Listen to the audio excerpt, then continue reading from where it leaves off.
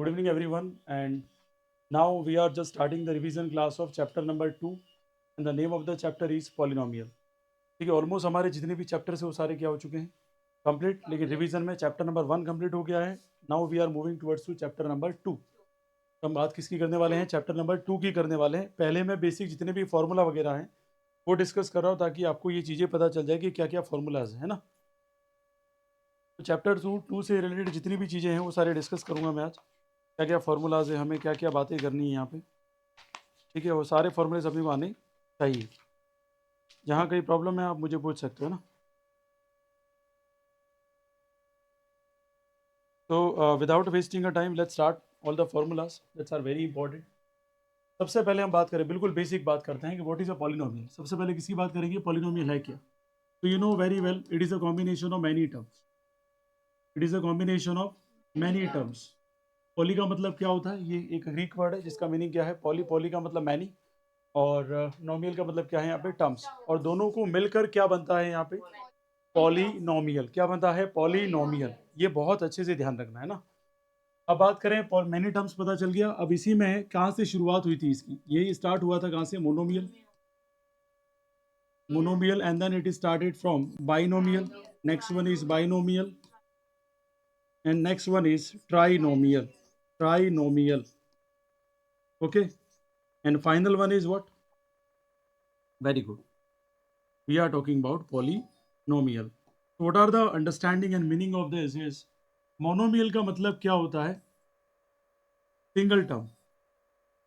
Monomial का मतलब क्या होता है, सिंगल टर्म. और बाइनोमियल का मतलब क्या होता है, two terms. That's very important here. और अगर ट्राइनोमियल की बात करें तो कितने आ जाएगा, थ्री टर्म्स. ठीक है, जहां समझ में नहीं आए पूछ लेना है ना. बार बार मैं एक ही बात बोल रहा हूँ कि अगर जो बच्चा है बैठा है उसको समझ में नहीं आ रहा है फिर भी बैठा है, उससे बड़ा टेररिस्ट कोई नहीं हो सकता. ठीक है, आपको नहीं समझ में आ रहा, you must be ask me, हाँ ये क्या चीज़ है sir. Polynomial means many terms, जो ऑलरेडी मैं स्टार्ट में ही एक्सप्लेन कर चुका हूँ. जैसे फॉर एग्जांपल मैं बोलूँ सिंगल टर्म की बात करूँ, किसकी बात करूँ, सिंगल टर्म.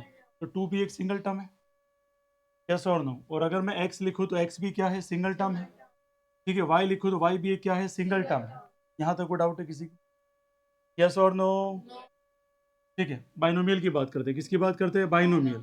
अगर मैंने लिखा एक्स प्लस टू, क्या है ये, very good. How many terms, two terms. अगर मैंने लिखा वाई प्लस फाइव, क्या है ये. अगर मैंने लिखा two plus five plus Y, ये क्या है, ये बाइनोमियल ही है. Please don't do any mistake. Solve करेंगे तो ये आ जाएगा आपका वाई प्लस सेवन. ठीक है, जो सॉल्व हो सकता है उसे सॉल्व करना है, उसके बाद चेक करना है either it is monomial, binomial, trinomial और पॉलिनोमियल. बेसिक अगर स्ट्रांग है, कहीं कहीं पे भी दिक्कत भी आती है तो वो भी सब खत्म हो जाती है. ऐसे तो प्रॉब्लम आएगी ही नहीं अगर बेसिक बहुत अच्छा है, लेकिन बेसिक खराब है तो प्रॉब्लम 100% आपके साथ होनी है. ठीक है, ट्राइनोमियल की बात कर लेते हैं. X plus Y plus eight, what is this. और अगर मैं लिखूँ X plus pi plus nine, ये भी ट्राइनोमियल ही रहेगा, बाइनोमियल नहीं रहेगा. इसको सॉल्व नहीं करना है आपको. पाई को एक सेपरेट ही हम क्वांटिटी मानते हैं क्योंकि ये रिपीटेड क्वांटिटी है. 3.1428 repeated repeated repeated and repeated. Are you getting my point. तो आपको स्ट्रॉन्ग कमांड करनी है कॉन्सेप्ट पे, तो you must be go through it. अब पॉलिनोमियल की बात करें तो तीन या तीन से ज़्यादा जब भी टर्म हो जाएगी तो वो क्या कहलाएगा, पॉलिनोमियल कहलाएगा. जैसे मैंने लिया एक्स की पावर 900, वाई की पावर 800, जेड की पावर 700 प्लस 800. ये भी क्या है, polynomial. Polynomial never depend on power. Polynomial किस पे डिपेंड नहीं करता है, पावर पे डिपेंड बिल्कुल भी नहीं करता है. इस पे डिपेंड करता है, नंबर ऑफ टर्म्स पे डिपेंड करता है. मित जोशी समझ में आ रहा है ये. ठीक है, किसी को समझ में नहीं आया तो पूछ लेना. दुनिया की एक ही उसूल है, ध्यान रखना, कौन क्या कहता है उससे कोई फर्क पड़ना नहीं चाहिए. इंपॉर्टेंट क्या है, आप क्या सोचते हैं. मार्केट में बहुत सारी चीज़ें बोलते रहते हैं, उससे मुझे कोई फर्क पड़ता नहीं है. इंपॉर्टेंट ये आपका माइंड, आपका थॉट प्रोसेस क्या कहता है उसके हिसाब से काम करिए. बोलने वाले बोलते रहेंगे, कुत्ते हजार हैं मार्केट में भोंकते रहते हैं, इससे कोई फर्क पड़ता नहीं है. साजन कलाल, बात समझ में आ गई क्या. ठीक है, यहाँ देखिए आगे बात करें. ये क्लियर हो गया सभी को, वो डाउट है किसी को. ठीक है, ये तो हमने बेसिक कॉन्सेप्ट क्लियर कर लिया. अगर मैं ये बोलूं एक्स की पावर 900, ये क्या है, मोनो, बाई, ट्राइपोली, वेरी गुड, क्या बात है, नंबर ऑफ टर्म्स ही आप देख रहे हैं इसका, बहुत शानदार आंसर दिया आपने। x की पावर 700 प्लस डेल्टा की पावर 900, ये क्या है? हाँ, कैसा भी आ जाए वर्ड्स, अल्फाबेट कैसी भी आ जाए, आप घबराएं नहीं। ठीक है, टर्म्स कितनी आ गई है? 2 टर्म्स आ गई। अगर मैं बोलूँ x की पावर 700 प्लस x की पावर 700, ये क्या है? क्या बात है, शानदार आंसर दिया है, ये मोनोमियल, क्योंकि x पावर सेम है सब है, तो 2x की पावर क्या हो जाएगी? 700। ठीक है, इस तरीके से अगर आप बेस बिल्डअप करते गए तो मुझे नहीं लगता कि एक्स्ट्रा क्वेश्चन आपसे नहीं होंगे, सब हो जाएगा। बेटर अंडरस्टैंडिंग और प्रैक्टिस आपको कहीं से कहीं पहुंचा सकती है। और अगर आगे बात करें तो अगर मैं लिखूँ x की पावर 900 प्लस y की पावर 1400 प्लस 9000, ये क्या है? बिल्कुल, ट्राइनोमियल को हम पॉलिनोमियल भी कह सकते हैं, या 3 टर्म से ज़्यादा जब भी आ जाती है तो हम क्या कहते हैं? पॉलिनोमियल। क्या यहाँ तक बात समझ में आ गई? इसमें किसी को भी डाउट है क्या? डेल्टा होता है, माइनर चेंजेस आते हैं तब हम डेल्टा यूज करते हैं यहाँ पर।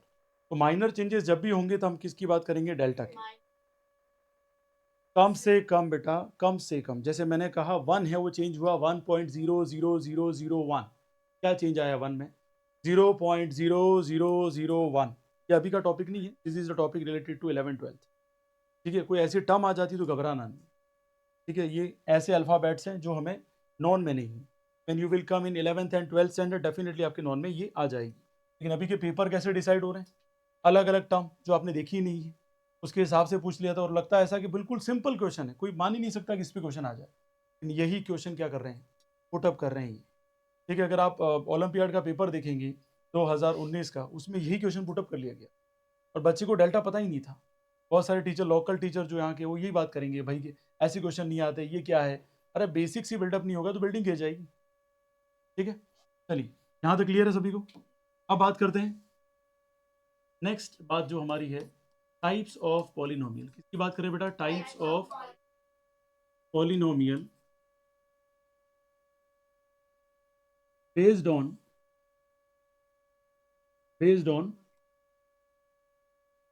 Power, based on power. ठीक है, और पावर की जगह आपको ये भी मिल सकता है डिग्री, यस और नो? तो according to, on the behalf of the power, on the behalf of the degree, there are how many type of polynomial we need to be study? 3 type of in our syllabus। वैसे तो इसके आगे type पढ़ेंगे higher classes में तो बहुत है। पहला अगर टाइप हम पढ़ना चाहे तो लीनियर पॉलिनोमियल, इसकी बात करेंगे, लीनियर पॉलिनोमियल। और अगर सेकंड की बात करेंगे तो क्या बोलेंगे? Quadratic polynomial. और अगर हम थर्ड की बात करें यहाँ पे, very good, cubic polynomial. That's very important to understand कि लीनियर पॉलिनोमियल का मतलब क्या है। A type of polynomial, a type of polynomial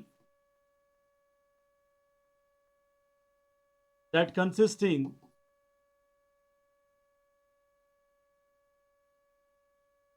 degree is 1, degree is 1। अब कई बार स्टूडेंट रट लेते हैं कि सर ने कहा या एसके सर ने बोल दिया कि डिग्री 1 है तो आपने रट लिया उसको। आपको रटना नहीं है, मेमोराइज नहीं करना। डिग्री 1 का मतलब having one solution only, having one solution only. How can you say that sir? Can you give me example? Definitely I am going to explain the example. यहाँ अगर मैं लिखूँ x + 5, अगर इसको मुझे 0 बनाना है, क्या बनाना है? 0, तो मैं x की वैल्यू क्या लाऊं? तो आपको पता है ये +5 क्या जाएगा? इधर जाएगा, तो x की वैल्यू क्या आ जाएगी? -5। अगर मैं इसकी जगह -5 पुट करता हूं तो आंसर क्या आ जाएगा? 0। यहाँ बोल सकते हैं एक ही सोल्यूशन हो सकता है इसका, दूसरा कोई भी सोल्यूशन इसका पॉसिबल नहीं है। तो इसको हम क्या बोलेंगे? Linear polynomial on the behalf of the solution. और इसकी डिग्री पूछी जाए तो x की पावर कितनी दिख रही है, तो किस टाइप का पॉलिनोमियल है ये? लीनियर। अभी मैं बेसिक पढ़ा रहा हूँ, फिर भी क्वेश्चन पूछूंगा इसी के ऊपर, क्योंकि रिवीजन में फटाफट बेसिक्स पढ़ा रहे हैं। स्टैटिक की बात कर रहा हूँ, डिटेल में नहीं जा रहे हैं हम। यहाँ देखिए किसकी बात कर रहे हैं? Quadratic polynomial. Quadratic polynomial are type of polynomial, a type of polynomial that consisting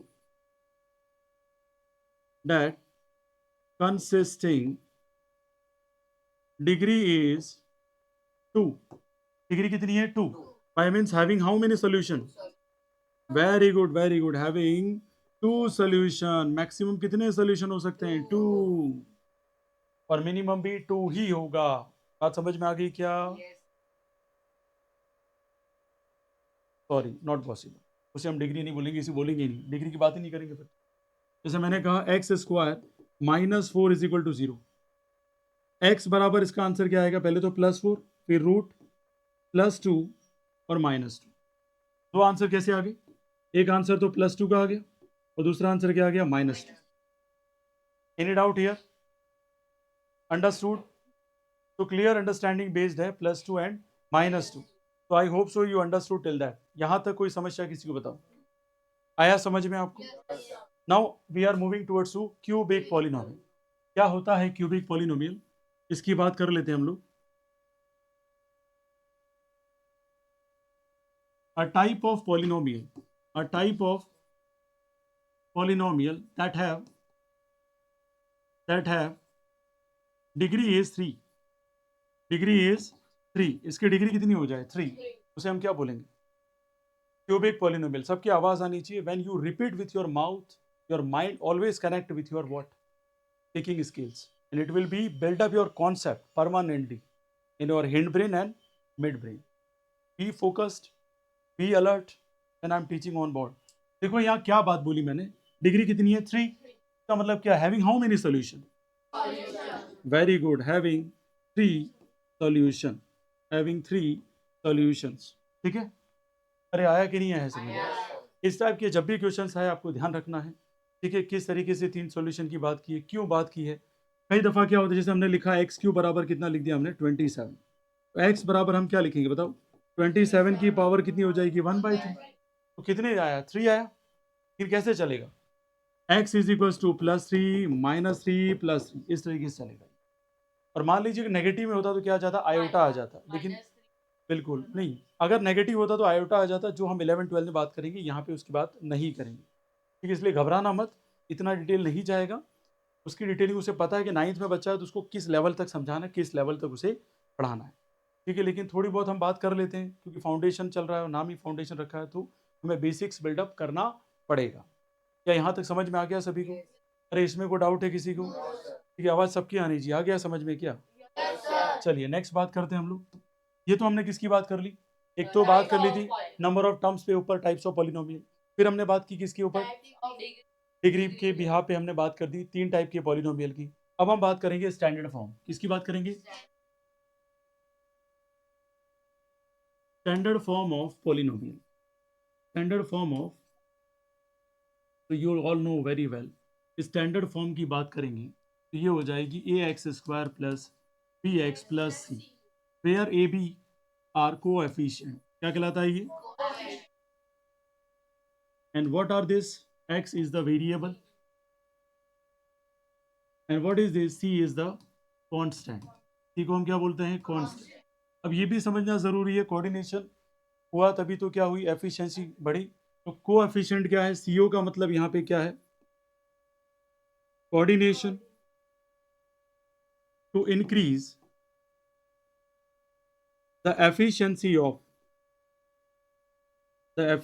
of variable. तो कई दफ़ा ये हो जाएगा सर ये थ्योरी क्यों पढ़ा रहे हो, विदाउट कॉन्सेप्ट हम क्या करें? ऐसे हम ऑलरेडी कर चुके हैं. मैं सोच रहा हूँ पहले एक बार फॉर्मूले जो कॉन्सेप्ट है वो बिल्डअप हो जाए, फिर हम बात करेंगे एक्स्ट्रा क्वेश्चंस की. और एनसीईआरटी में टिक करवाऊंगा क्या इंपॉर्टेंट. तो कोएफिशिएंट समझ में आना चाहिए कि coordination to increase the efficiency of variable. CO का मतलब कोऑर्डिनेशन, एफिशिएंट का मतलब यहाँ एफिशिएंसी की बात चल रही है. कैसे? एग्जाम्पल, मान लो 2x है और एक 5x है, कौन ज़्यादा है? How can you say that? You decided 5. You just develop the one concept. आपके दिमाग में एक ही कॉन्सेप्ट आपने डाला है. क्या डाला है? आपने देखा आगे क्या लगा है? 5. और एक x के आगे क्या लगा है? 2.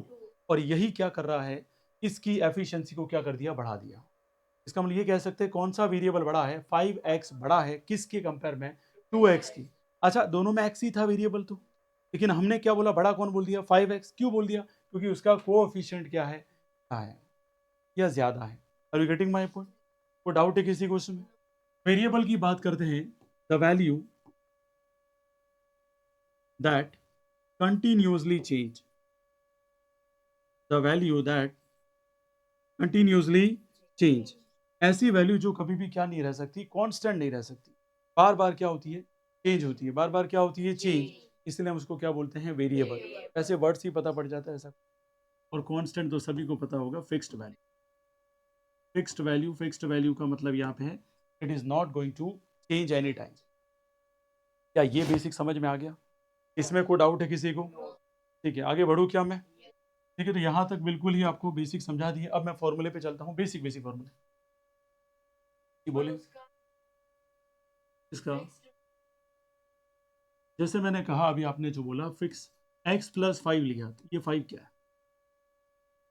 फिक्स्ड, इसको चेंज नहीं कर सकते आप, क्योंकि क्वेश्चन ने पहले ही बोल दिया दिस इज द 5। 5 के साथ ना तो x है, कुछ भी नहीं है। x होता तो बात भी समझ में आती कि उसको क्या करता, चेंज कर देता। लेकिन 5 अकेला है, और अकेला क्या है, कांस्टेंट है। क्या यहाँ तक समझ में आ गया? इसमें किसी को भी डाउट है? आगे बढ़ सकते हैं? चलिए, thank you. Now see that formula. सबसे पहला मैं फॉर्मूला लिखना चाहूंगा यहाँ पे, that is a + b whole square, a square.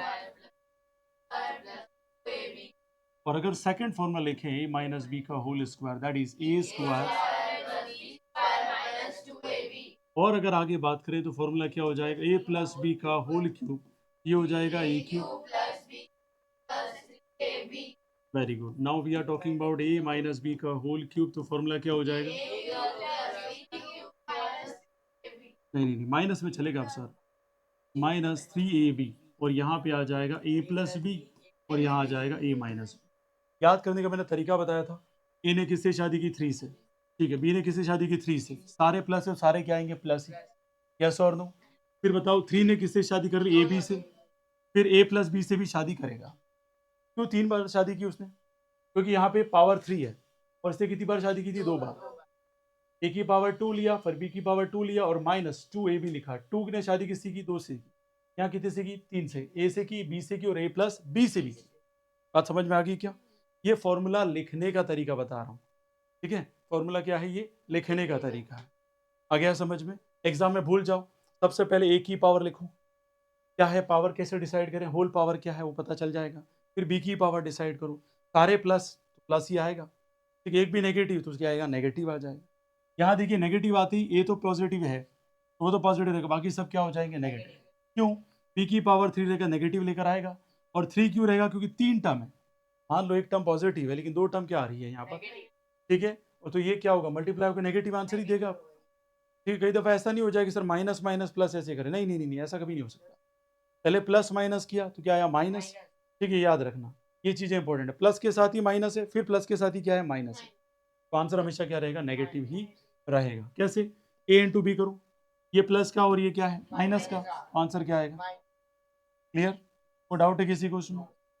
ठीक है, अगर बोले टीचर ऐसे कैसे, मैं प्लस करके बताता हूँ, तो प्लस करके भी आएगा, कैसे बताता हूँ, देखो मेरे ध्यान से। ये बी क्यूब हो गया, माइनस का मल्टीप्लाई करें तो क्या आ जाएगा, 3a² भी, और माइनस माइनस क्या आ जाएगा, प्लस 3ab²। क्यों? मैंने अभी बोला ये पॉजिटिव है, ये नेगेटिव है, यस और नो? जैसे मैंने पॉजिटिव नेगेटिव किया तो ऑलरेडी नेगेटिव आया, और नेगेटिव क्या हो गया, पॉजिटिव। बात समझ में आ गई क्या? इसलिए टर्मिनोलॉजी यहाँ तक आ गई। ये बिल्कुल बेसिक फॉर्मूला है। और आगे बात करते हैं। अब जो फॉर्मूला आएगा वो कौन सा आएगा, a + b + c का whole square, a² + b² + c² plus. Very good, क्या बात है, ये सारे फॉर्मूले सबको याद होने चाहिए। नेक्स्ट फॉर्मूले की बात करें तो a³ + b³ + c³ -3abc। बताइए इसका फॉर्मूला क्या रहेगा। Very good, a² + b² + c² -ab -bc -ca। सबसे ज्यादा अगर एसएससी सीजीएल जैसे कंपटीशन एग्जाम है, रीट है, इनमें ये डायरेक्ट टर्मिनोलॉजी बेस्ड क्वेश्चन, सीधा क्वेश्चन आता है। क्या क्वेश्चन आता है बताता हूं मैं। जैसे मैंने लिख दिया इधर 12 का क्यूब, इधर लिख दिया मैंने -10 का क्यूब, और इधर लिख दिया मैंने -2 का क्यूब। अब इसको सॉल्व इस फॉर्मूले से करने जाए तो शायद हम ही नहीं रहेंगे। यस और नो? क्यों? क्योंकि आप इतना करने जाएंगे तो एग्जाम में मुश्किल से आपके पास 30 या 60 सेकंड है सॉल्व करने के लिए। और आपके ये चैप्टर में क्वेश्चन दे रखे हैं, कोई टीचर यूँ बोले कि ऐसे क्वेश्चन तो आते ही नहीं है, या तो पढ़ाना नहीं आता है, या फिर बात ही अलग कर रहा है, मतलब ही नहीं है उसका। 12 का क्यूब -10 का क्यूब -2 क्यूब है। अब थोड़ा दिमाग लगाइए, 12 यहाँ 12 लिखिए, या माइनस का 10 लिखिए, इधर माइनस का 2 लिखिए, तो प्लस के 12 में से माइनस के 12 गए, कितना बचा? 0। ये पूरा तो क्या हो गया? अरे बोलो भाई, समझ में आ रहा कि नहीं आ रहा? मैंने कुछ गलत बोला? समझ में आया? मैं शॉर्ट ट्रिक इसलिए सिखा रहा हूँ कि शॉर्ट ट्रिक कोई बन के नहीं आई है, बनाई गई है आफ्टर द सोल्यूशन। ये पूरी टर्म 0 हो गई। अब ये -3 ABC इधर आएगा, तो 3 का मल्टीप्लाई किससे है? 12 से, फिर 12 का 10 से, फिर 2 से। तो आपको पता है 12 इंटू 10 कितना होगा? 120, और 120 इंटू 2 कितना होगा? 240, और 240 का मल्टीप्लाई किससे करोगे? 3 से। बात समझ में आ गई क्या? ये माइनस माइनस ऑलरेडी क्या हो जाएगा? प्लस, और आंसर किस में आएगा? प्लस में। ये क्लियर? ये कॉम्पिटिशन में बहुत सारे क्वेश्चन आप देखेंगे, और दूसरे कुछ फॉर्मूले से जो मैं भी लिखवा रहा हूँ एक्स्ट्रा। ये क्लियर हो गया? इसमें कोई डाउट है किसी को? क्या ये फॉर्मूला आपको याद रहेगा? अगर 1 नंबर में क्वेश्चन बनाना है तो ये क्वेश्चन 100% बनाया जाएगा, चाहे वो लोकल एग्जाम में हो तो भी ये पूछे जाते हैं, खास करके CBSE के तो फेवरेट होते हैं। अब जो फॉर्मूले हम लिख रहे हैं, ये फॉर्मूला है a³ माइनस b³। दोनों में डिफरेंस बच्चा नहीं कर पाता है।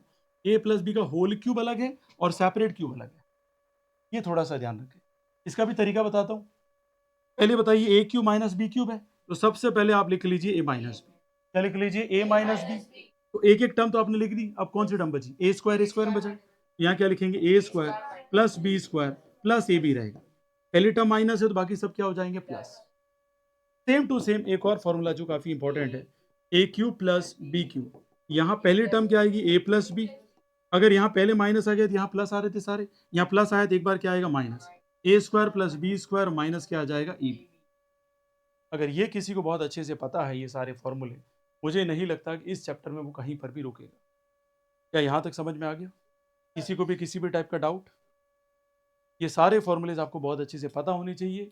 भूल जाते हैं, वीडियो से रिवाइज करिए, स्क्रीनशॉट ले लीजिए, घर पे कहीं बैठे हों उस मोबाइल को देखते हुए भी आप इसको क्या करिए? रिवाइज।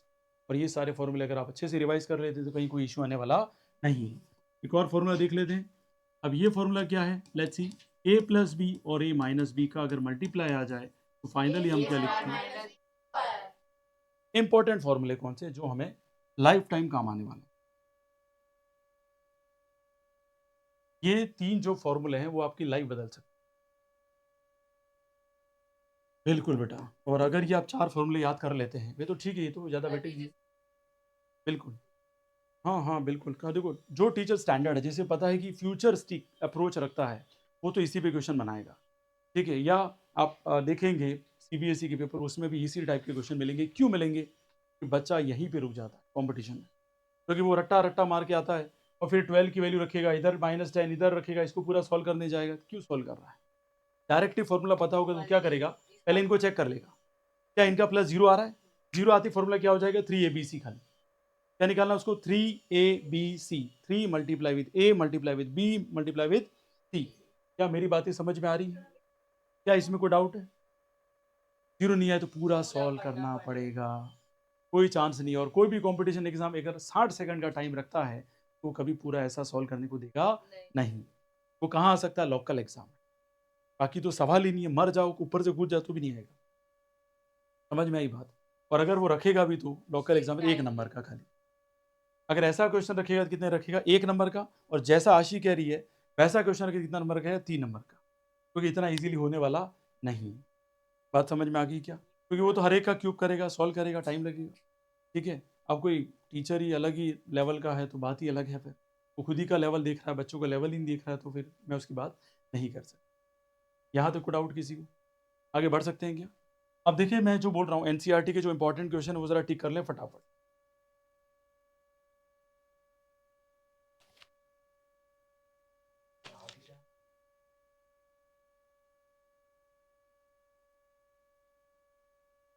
एक तो क्वेश्चन नंबर 5 है, उसको देख लें। एक्सरसाइज नंबर 2.1 में क्वेश्चन नंबर 5 है, ठीक है? उसको देख लेना, क्योंकि देखो लोकल एग्जाम में MCQ पैटर्न है तो शायद पूछ ले गलती से।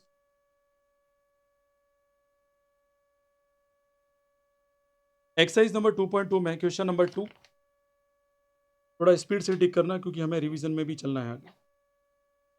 क्वेश्चन नंबर 3 में 6, 7। क्वेश्चन नंबर 4 में आ जाओ, 7, 6। और पेज नंबर 33 पे एग्जाम्पल नंबर 7, ये आज किसी भी हालत में होने चाहिए, है ना? ऐसा नहीं कि बस चल रहा है मामला, धर्मशाला नहीं है ये। एग्जाम्पल 8 मिला क्या? और फिर है एग्जाम्पल 10। तरीके मैंने बताए हुए हैं इसके, इजी तरीके, उसी से सॉल्व करना है। ऐसा नहीं एग्जाम्पल देख के ही घबरा गए आप।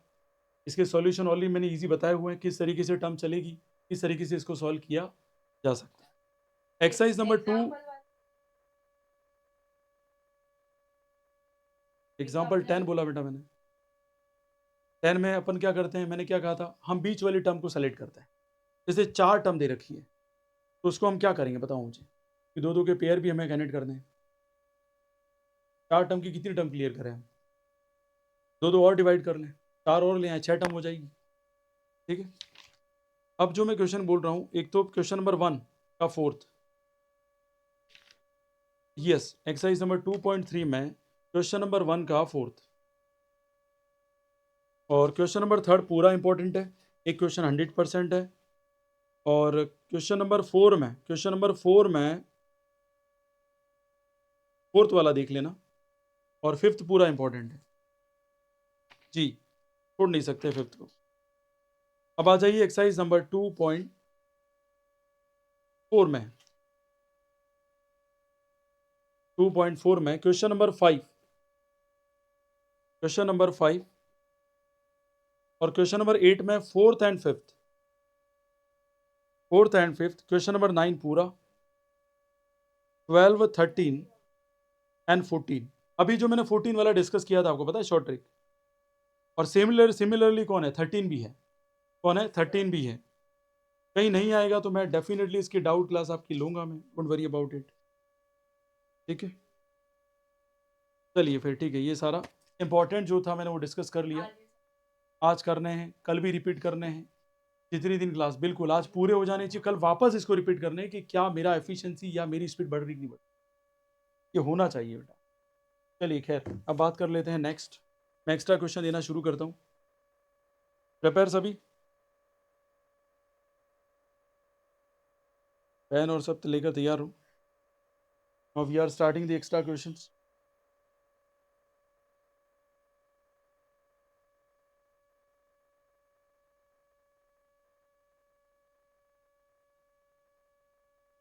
हम क्वेश्चन वही सीखेंगे जो लोकल एग्जाम में पूछे जा सकते हैं। ऐसा क्वेश्चन नहीं करेंगे जिससे आपकी दिमाग खराब हो जाए, भाई क्या पूछ रहा है इस बात के लिए।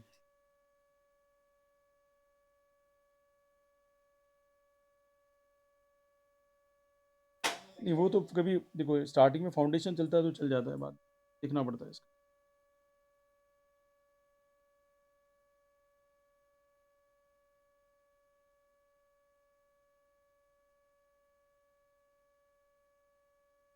चलिए फर्स्ट क्वेश्चन लिखेंगे, what is the value of, what is the value of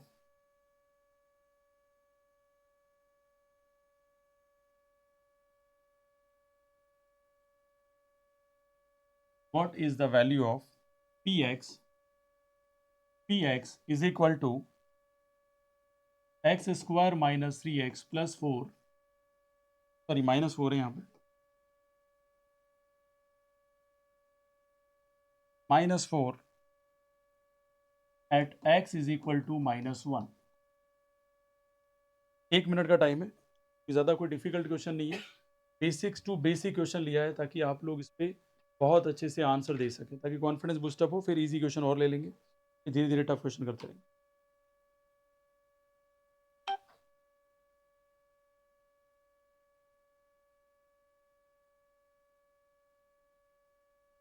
तो एक आ गया,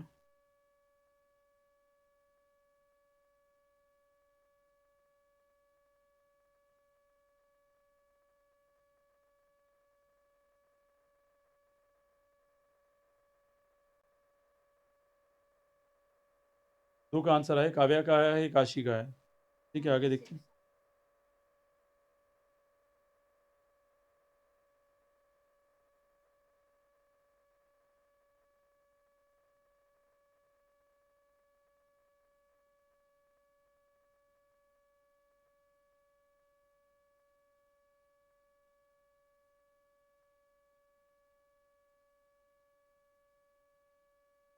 तो इजी क्वेश्चन था। यहाँ पे क्या था, हमें एक्स की वैल्यू रखी है। जिनका नहीं हुआ एक बार देख लें, बाकी जिन्होंने कर लिया वेल एंड गुड। ठीक है, और भी प्रैक्टिस करें अच्छे से। यहाँ पी की वैल्यू हम क्या रखेंगे, एक्स की जगह हम क्या रखेंगे, -1। तो जहाँ जहाँ पर भी एक्स है वहाँ क्या रखिए, -1 का होल स्क्वायर एंड 3 -1 -4। अब थोड़ा ध्यान से देखिए, -1 का होल स्क्वायर क्या हो जाएगा, +1, माइनस एंड माइनस क्या हो जाएगा, +3, और ये माइनस का क्या आ जाएगा, 4, और 4 - 4 answer is 0। 0 is the right answer. बाकी अगर आपने कोई दूसरा निकाला है तो वो यू मस्ट बी अंडरस्टैंड क्यों नहीं हुआ, गलत कैसे हो गया।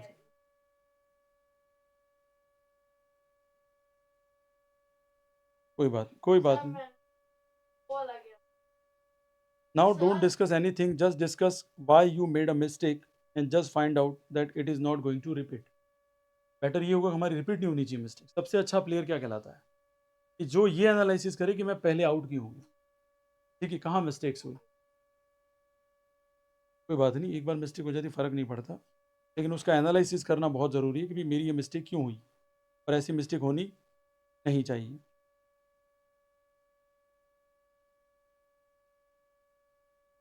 चलिए नेक्स्ट क्वेश्चन देख लेते हैं कि क्या है इसमें, तरीके से करना है।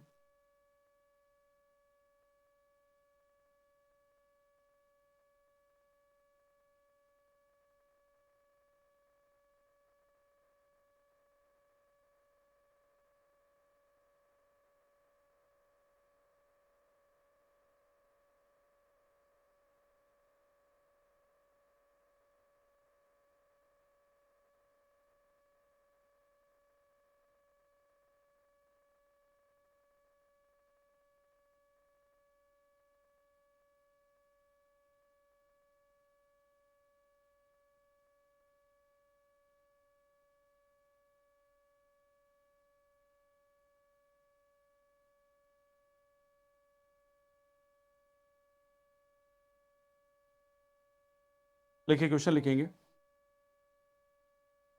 If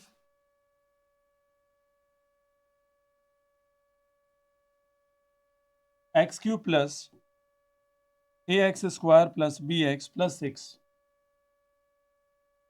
as x - 2 as a factor and leaves remainder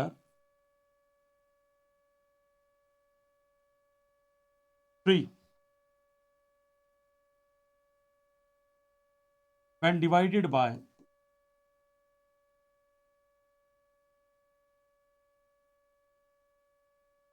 x - 3, then find the values of a and b, then find the values of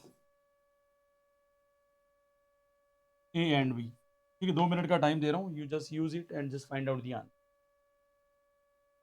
ये क्वेश्चन आए हुए क्वेश्चन से बेटा, जब पेपर थोड़ा सा डिफिकल्ट लेवल पे चला जाएगा तो इस तरीके से मिलेंगे आप।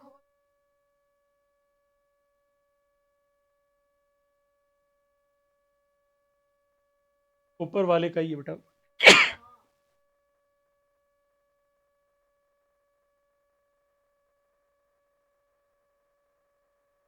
वही टू इसमें रखना पड़ेगा क्योंकि वो फैक्टर है जी।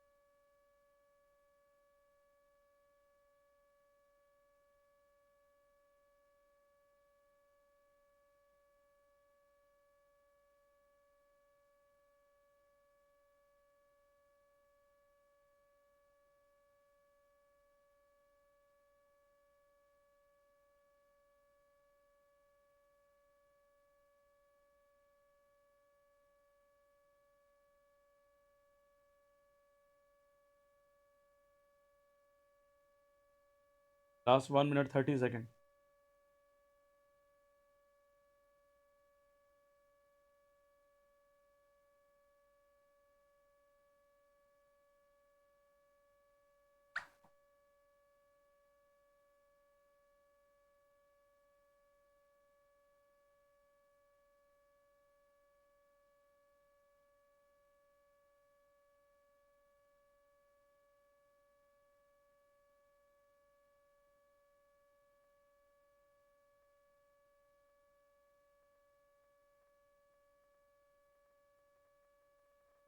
आगे करो उसको।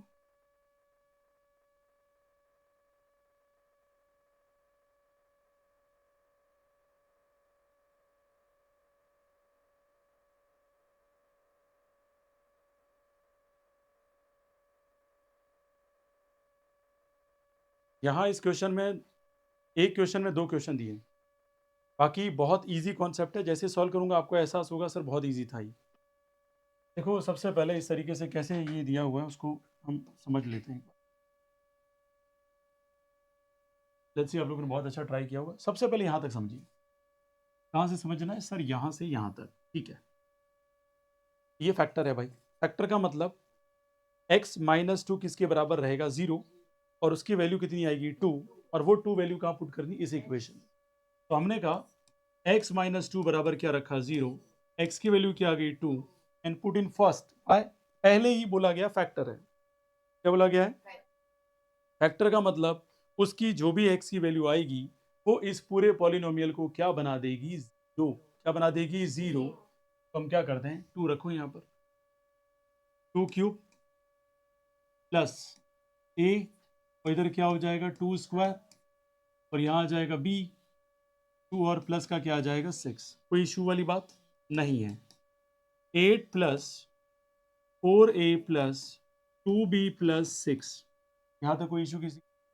और इक्वल टू में क्या बनाना पड़ेगा 0, इधर भी क्या रखना पड़ेगा 0। वाई, क्योंकि x माइनस 2 इसका फैक्टर है इस पॉलिनोमियल का, और जैसे ही हम 2 वैल्यू रखते हैं इसका पूरा आंसर किसके बराबर होना चाहिए 0 के बराबर।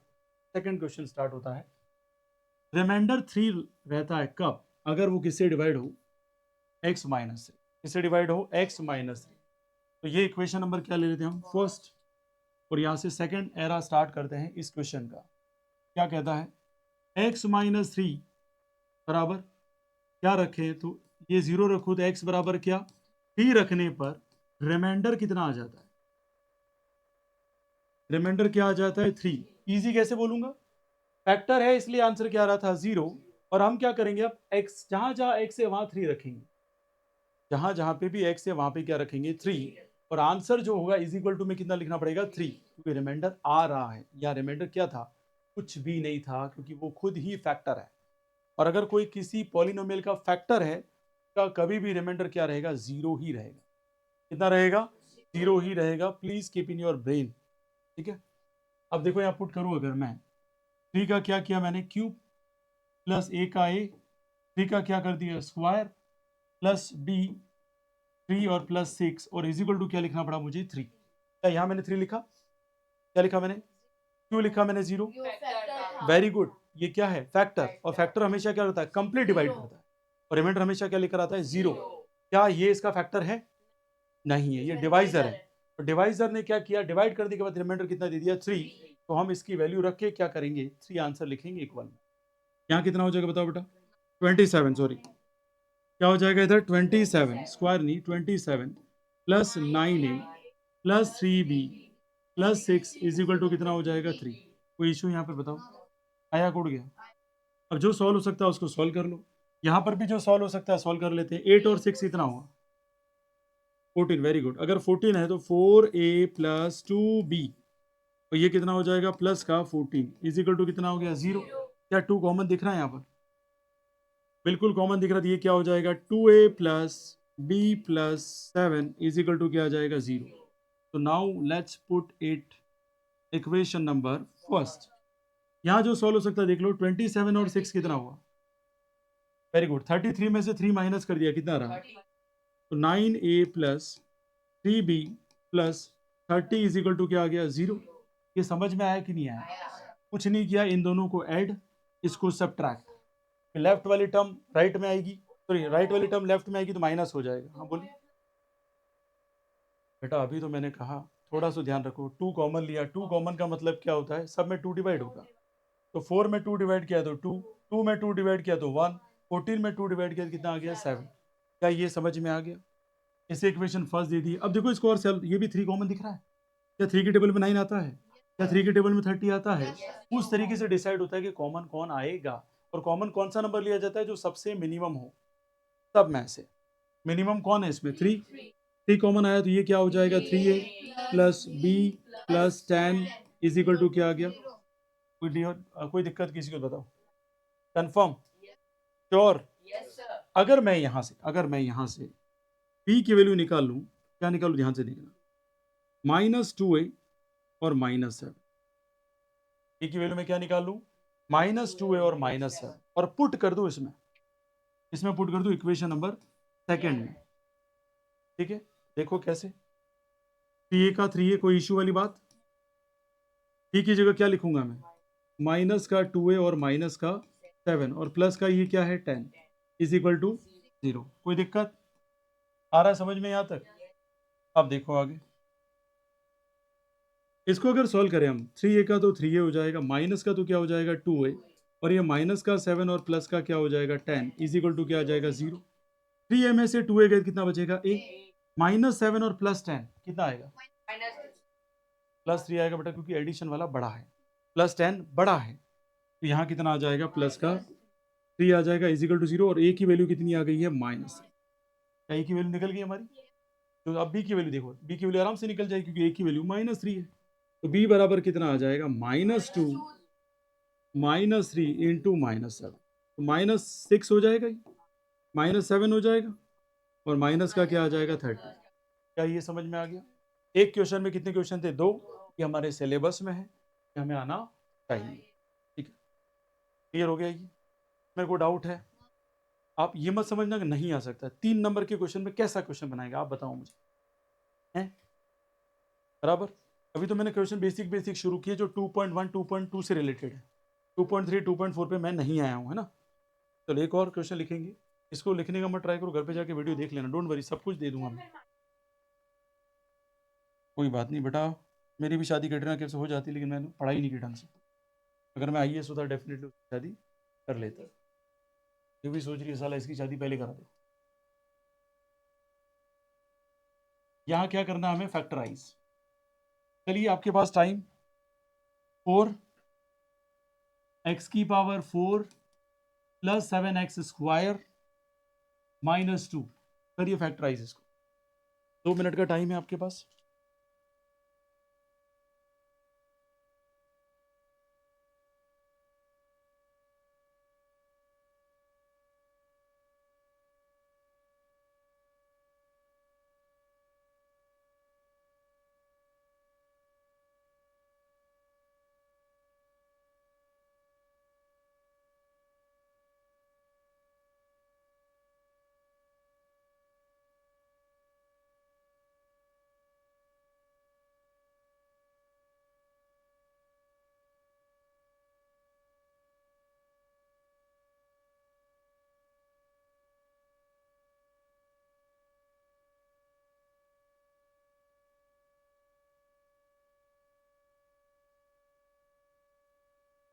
इतनी जल्दी आपका अगर आंसर निकल गया तो यू आर मैजिशियन और मैथमेटिशियन।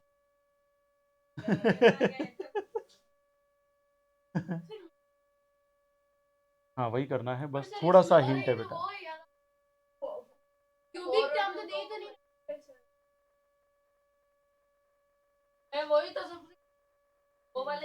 वो ही वाला है, लेकिन थोड़ा हिंट है ना। ये क्वेश्चन CBSE में आने लायक है। मैंने क्या कहा, NCERT तो आप कर ही रहे हैं, NCERT से हट के क्या क्वेश्चन आ सकते हैं वो भी कराना जरूरी है।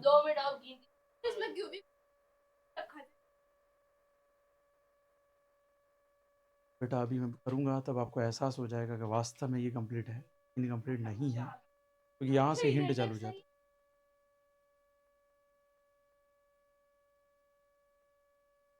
चलिए मुझे पता है नहीं हो पाएगा, क्योंकि हो गया क्या बात है, गजब। नहीं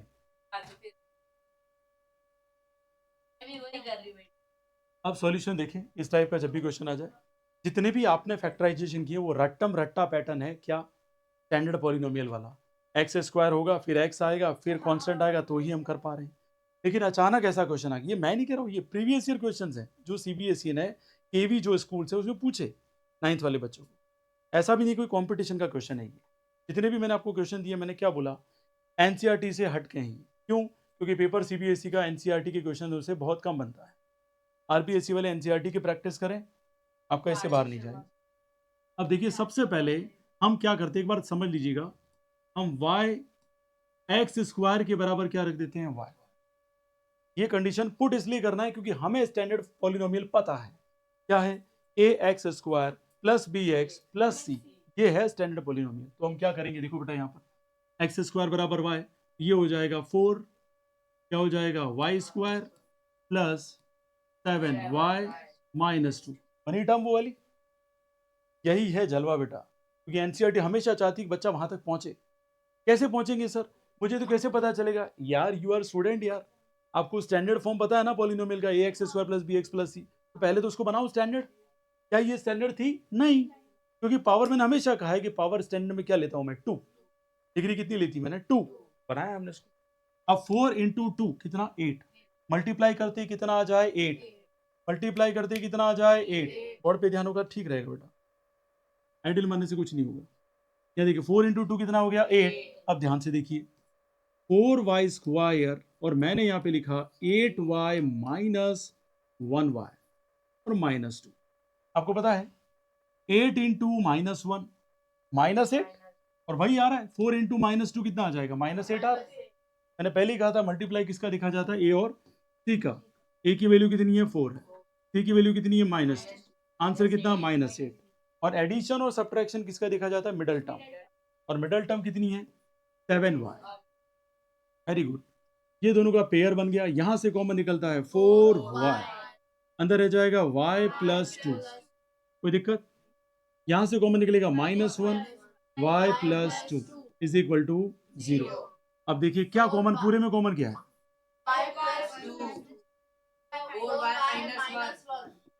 इज इक्वल टू। अब जो इसकी कहानी थी वो पुट कर लो वापस, क्या था, y इज इक्वल टू क्या पुट कर दूंगा, x square plus 2 4 square minus 1 is equal to 0। क्या यहां तक कोई समस्या किसी को? इसको और भी तोड़ सकते हैं, कैसे, एक्स स्क्वायर प्लस 2 का एक्स स्क्वायर प्लस 2, कोई इशू वाली बात नहीं है। इसको क्या लिख सकते हैं हम, पहले तो इसको, वेरी गुड, 2x का होल स्क्वायर माइनस 1 का होल स्क्वायर, इसको हमने क्या कर दिया, ब्रेक। और जैसे ही ब्रेक किया हमें ऑलरेडी पता चल गया कि ये कौन सा फॉर्मूला लग गया, एक्स स्क्वायर प्लस 2 तो वही, और ये फॉर्मूला लग गया a plus b, a minus b is equal to a square minus b. यहां देखो कैसे होगा ये, अब ये हो जाएगा 2x plus 1 and 2x minus 1। हुआ कि नहीं हुआ? ये कोई दिक्कत किसी को? ये हो गया फैक्टराइजेशन, खत्म। आया समझ में? ये हैं हट के क्वेश्चन, इसलिए हम क्या करते हैं, एनसीईआरटी घर पे देते हैं, क्योंकि हम ऑलरेडी करवा चुके हैं एनसीईआरटी आपको बहुत अच्छे से। पीवाईक्यूज उस टाइम भी करवाए थे, उस टाइम कैसे करवाए थे, जो आपके कॉन्फिडेंस को बूस्टअप करे। अभी कैसे करवा रहे हैं, जो आपके कॉन्फिडेंस को, अगर ज़्यादा ओवर कॉन्फिडेंट है तो समझे कि क्वेश्चन इस टाइप से सीबीएसई में पूछे जा सकते हैं, नॉट आरबीएसई। आरबीएसई में ठीक है, लेवल वही रहेगा जो एनसीईआरटी में है, लेकिन सीबीएसई का कोई भरोसा नहीं। बराबर समझ में आई बात? पता चल गया कैसे हुआ ये? हाँ,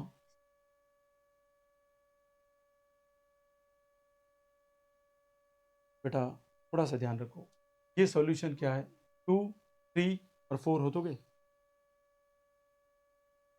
डाउट क्लियर हो गया आपका? चलिए, class is over, thank you so much. ठीक है, कल मिलेंगे, कल हम बात करेंगे पहले आपके डाउट्स की, उसके बाद बात करेंगे आगे की। थैंक यू सो मच, जो भी हो।